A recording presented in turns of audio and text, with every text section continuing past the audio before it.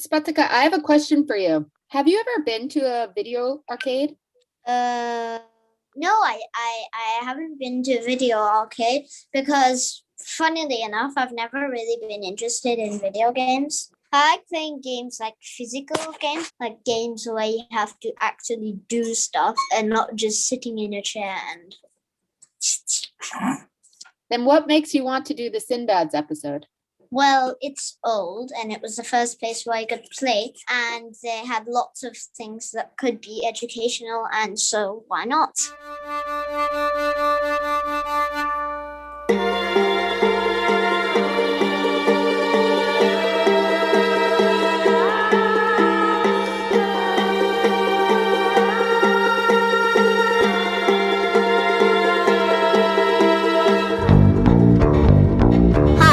I'm Spatika. I'm 8 years old and I'm here with my friend Liz. Hi. She's from New York, and together we're discovering new old things in Dubai that have been around a lot longer than I have.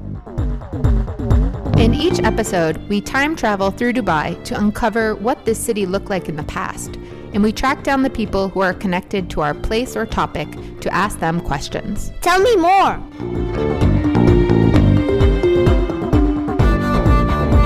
As summer approaches in Dubai, all we can think about is staying indoors and having fun. So, during this episode, we look at Sindbad's Wonderland, an indoor arcade paradise for Dubai kids in the 1980s and 1990s. I'm getting interrogated. He's taking me back to 1979. When he had long hair.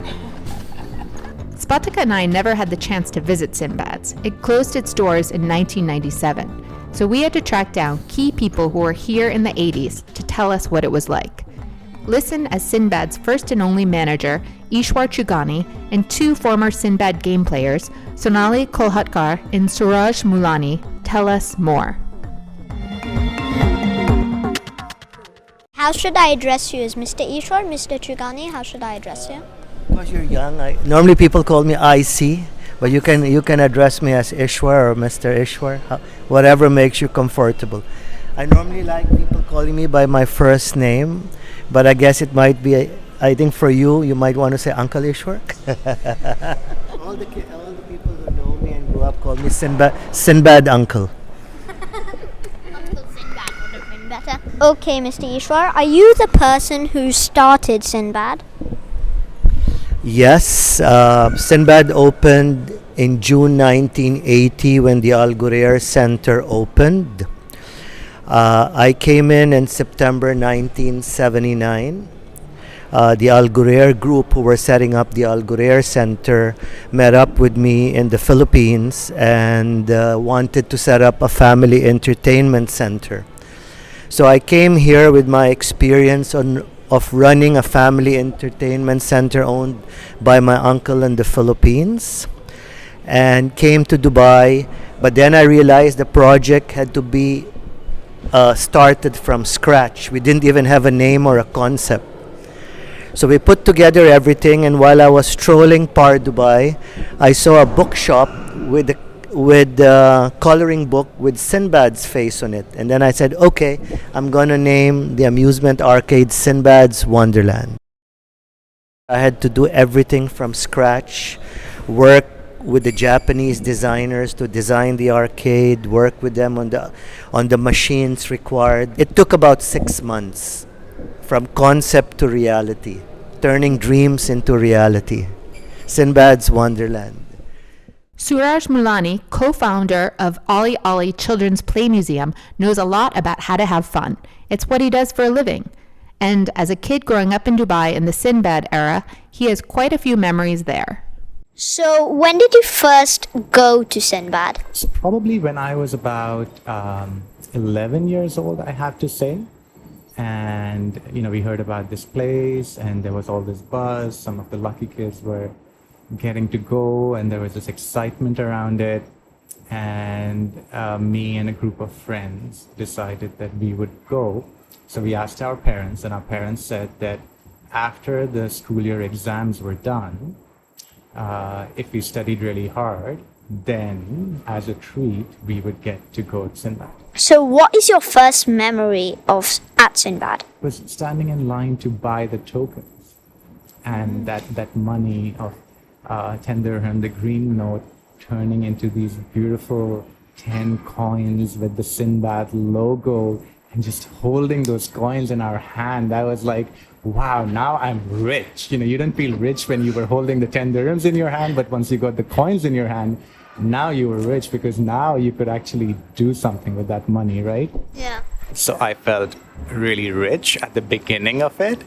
And at the end of it, I felt really poor because I experienced more. I wanted to play those games more, and I didn't have any more money to buy the tokens with. So, did you go alone or did you go with your parents? Yeah, we did go alone, and that was really, really exciting for us because we didn't get to do that very often. So that was the end of exam celebration. And there were, of course, no cell phones. So you were really out there by yourself, and your parents didn't have any connection. And it was pretty exciting stuff.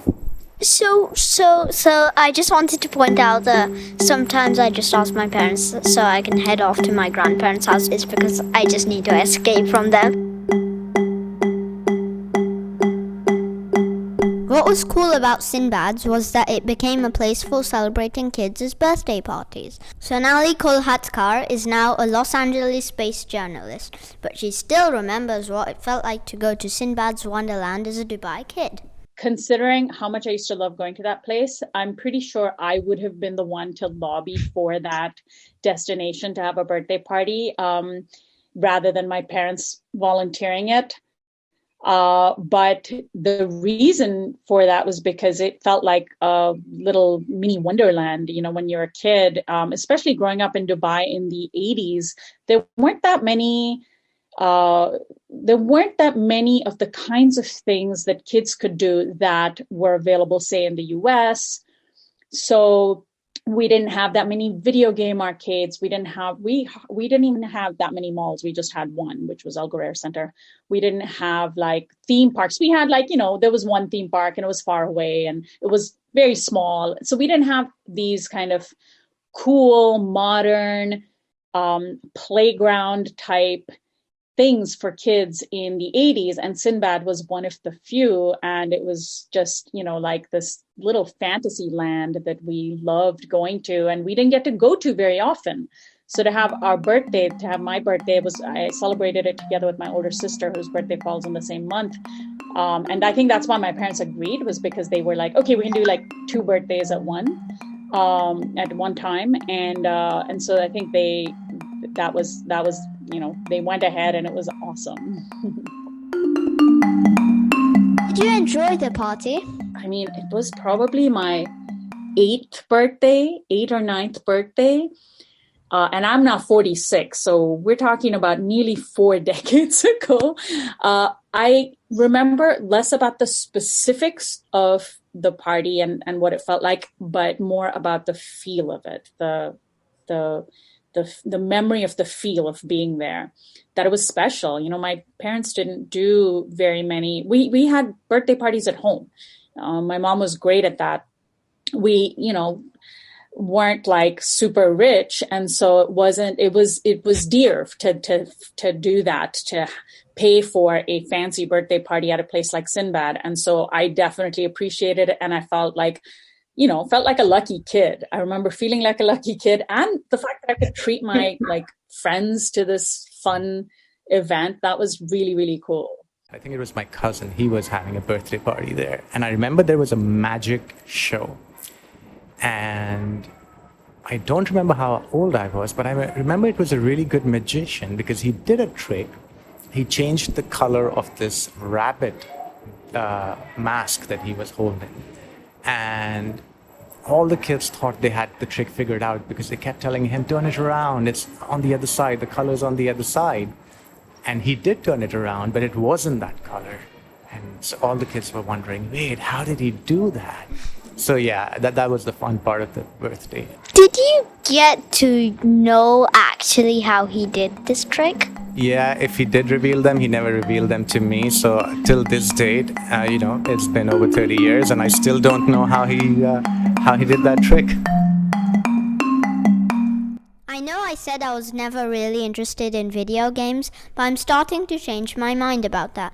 I'm trying to imagine what it would have been like to have a birthday party there, or what games I'd have played. So what was your favorite game at Sindbad's? I actually have to think really hard about that, because it was the experience of it, I think, and the fun that we had going together as friends and making it a day out of it that was really fun.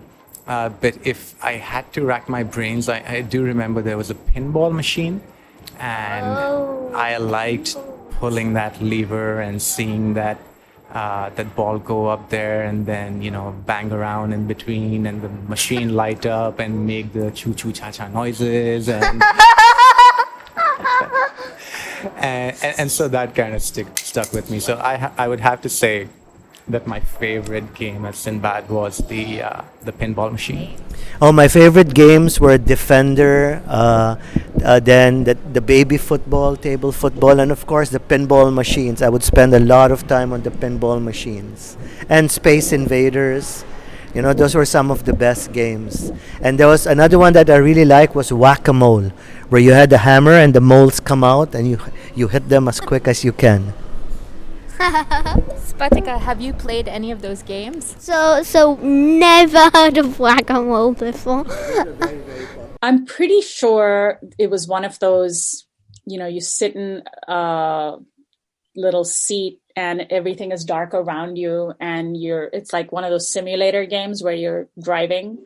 I have a memory of that. My main favorite was the one where you put the tokens in and there's a claw that goes in, and there was this one kind of candy that I loved so much. It was just basically a candy vending machine, but dressed up as a game.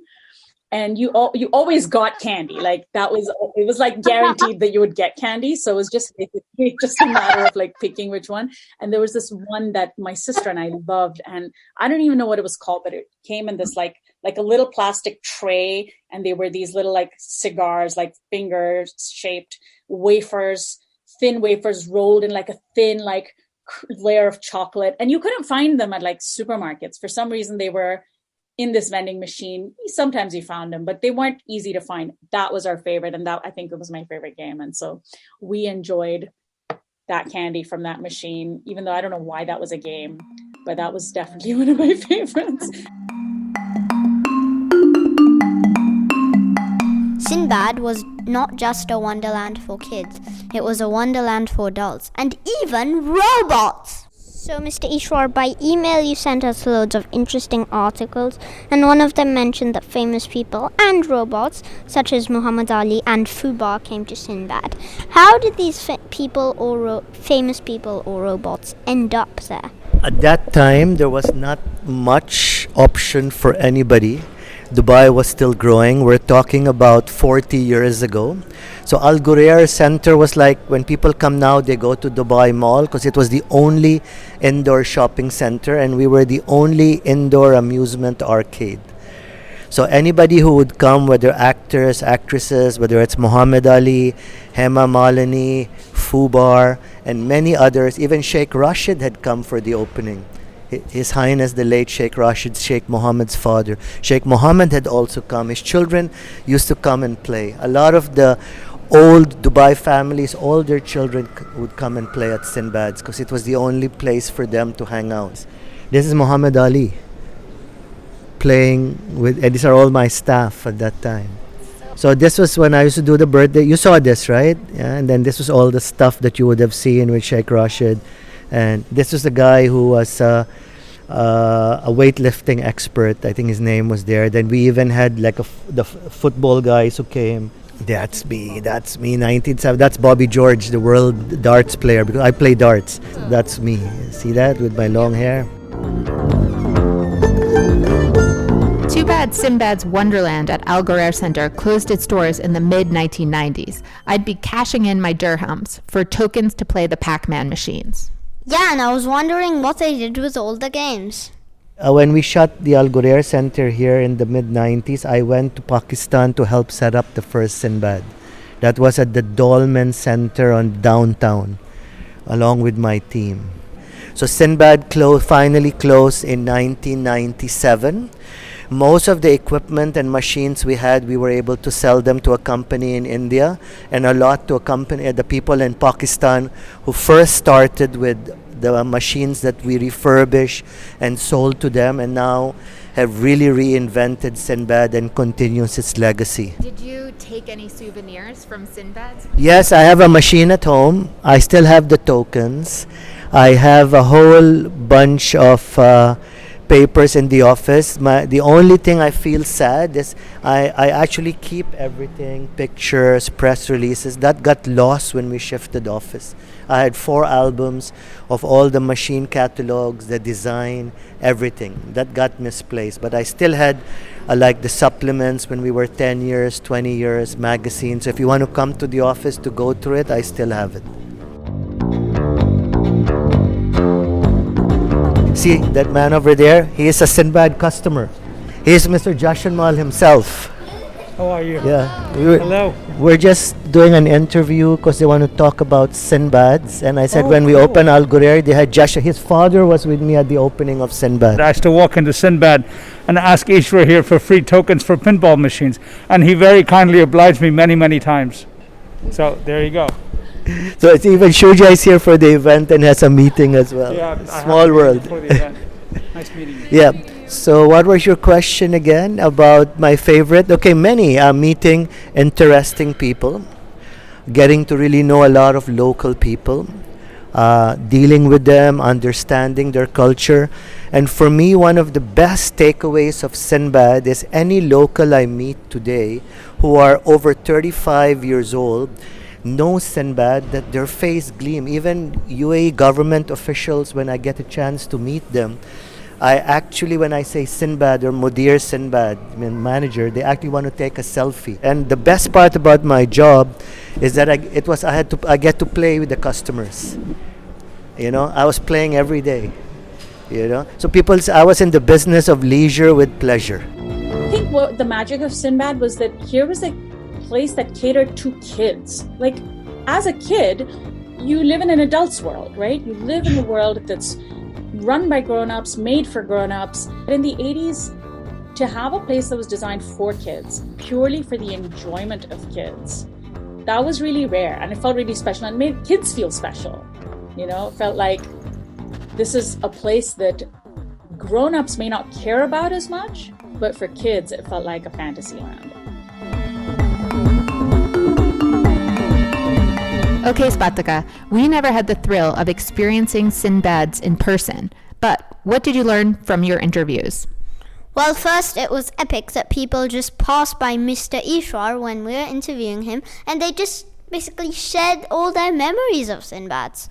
I agree. Mr. Ishwar is a legend. What sounds like the coolest thing about Sindbads? The birthday room, all the arcade stuff, and that your parents left you and your friends alone while they went shopping. I mean, I would seriously love that. Do you feel you missed out on something, having never gone to Sindbads? Well, yes. I mean, I wish I could just jump to different times whenever I like time travel, time warp. Dubai kids and parents of the 1980s and 1990s, we'd love to hear your favorite memories of Sindbads. And kids today, tell us where you like to play. You can write to us at tellmemore@ameya.media. That's tellmemore@ameya.media. This episode of Tell Me More was brought to you by Ameya Media. It was produced by Liz Makanani and hosted by me, Spatika and Liz. Suraj Desai is our amazing editor. Our fantastic music is composed by Daniel Belka. A big thank you to Ishwar, Suraj and Sonali for giving us time. They're very important people and we're grateful to them. We'd love to hear what you thought of our show. Leave us a review and rate us wherever you get your podcasts, and do subscribe to Tell Me More from Ameya Media for future episodes. Until next time, stay safe. Bye! Bye!